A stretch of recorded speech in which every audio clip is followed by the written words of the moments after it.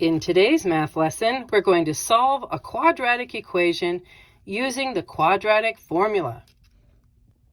The standard form of a quadratic equation is written as ax squared plus bx plus c equals 0.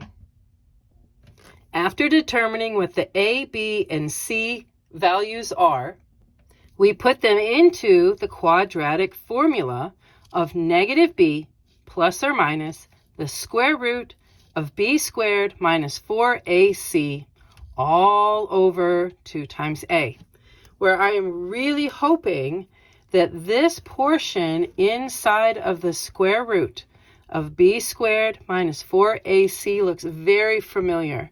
This is from your previous lesson of the discriminant. If you became really skilled and fluid at determining the discriminant of a given quadratic, then this portion of the quadratic formula is going to be very friendly and easy for you. A quick thing to remember about the purpose of solving a quadratic equation, whether it be through the quadratic formula or other methods, is that we are finding the x-intercepts. That is what we're actually finding when we use this great big formula and we are tearing apart the different portions of where a quadratic equation came from. In example number 1, we're going to solve the given quadratic equation of 6x squared plus 4x minus 2 equals 0 using the quadratic formula. As we start this problem, it is very helpful to go ahead and just write down the quadratic formula at the top of your problem. Is this something that you have to memorize? No, you don't. It is on your formula chart. But we are always hoping, we being the math teachers of the world, that you will use this formula enough times so that it just becomes fluid in your brain and you just automatically remember it. So until it does, go ahead and write that down. It's got too many pieces that you could accidentally mess up. So write it down so that you'll know exactly how to fill it in. So looking at our quadratic equation, we know that our a term is 6, our b term is 4, and our c term is negative 2. Now that we have the skeleton of the formula ready to go, let's fill in our numbers. So we start with minus b, and b is a 4. Plus or minus the square root of b squared. Well, b is still a 4. Minus 4 times a times c. Well, your a is a 6, and your c is a negative 2. All over, all divided by 2 times a, and your a is a 6. Let's get this started by cleaning it up. So, negative 4. I only have one negative here with it, so that's just a minus 4, plus or minus the square root. Now, I'm going to leave this here for just a moment. I'm going to push pause on this, and I'll come back to it. All over 2 times 6, well, that's 12. At this point, truthfully, I would probably pull out the calculator, and I would go find out what the discriminant of this particular quadratic actually is, with 4 squared minus 4 times 6 times negative 2. And when you put that in the calculator, or if you do it by hand with your order of operations, you should end up with a 64. So this 64 came from all that was inside of the root. Now we are ready to go ahead and find out where this particular quadratic crosses the x-axis, where its x-intercepts are. Since there's a plus and a minus here in the center of our formula, we know we're going to have two answers to figure out. So we have minus 4 plus the square root of 64 all divided by 12. And we have minus 4 minus the square root of 64 all divided by 12. So again, you can put this all as it is into a graphing calculator, and you will walk away with a completed, simplified fraction value solution of 1/3. And if you put this one into a calculator and it is all cleaned up nice and tidy for you, you will walk away with a value of -1. So this particular quadratic crossed the x-axis at a point of 1/3 and at -1. And there you go. In example 2, we're going to solve the given quadratic of k squared minus 9k minus 8 equaling 0 using the quadratic formula. Let's go find out where our x-intercepts are. For safety precautions, I guess you can have safety precautions inside of a math problem. But for safety precautions, I've written out the quadratic formula so that I'll know exactly where to put my values as we process this problem.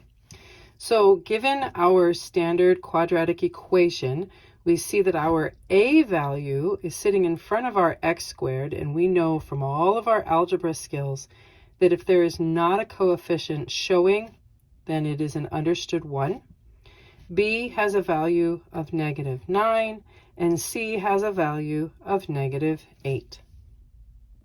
So let's go fill in our formula with its appropriate numbers. So minus b is a -9, plus or minus the square root of b squared, again, a -9, minus 4 times a, which is 1, times c, which is -8, all over 2 times a, which is 1. Let's begin processing through this formula. Now you know, because you're smart, and you've learned, that a negative and a negative side by side make a +9, plus or minus the square root. Again, I'm going to push pause on determining the discriminant of this particular quadratic as I clean it up just a little bit more. The denominator, 2 times 1 is just 2. So using your calculator to process through this discriminant right here of -9 squared minus 4 times 1 times -8, we know that this discriminant is 113. Now we're going to tear this apart and see what happens. So 9 plus the square root of 113 all divided by 2 versus 9 minus the square root of 113 all divided by 2. So if you put this into your scientific calculator, graphing calculator, you determine that you have a value of 9.81507. And for your minus, so 9 minus the square root of 113 all divided by 2, you have a value of -0.81507. Now, you'll notice that here in the instructions is that we need to round to the nearest hundredth. When was the last time you practiced your rounding skills? So the hundredth is your second decimal space. And so it's your third decimal space that helps you make that decision. If you remember from your childhood mathematics, 5 or more raise the score, 4 or less let it rest. That means that 9.815 becomes 9.82. And -0.815 becomes -0.82.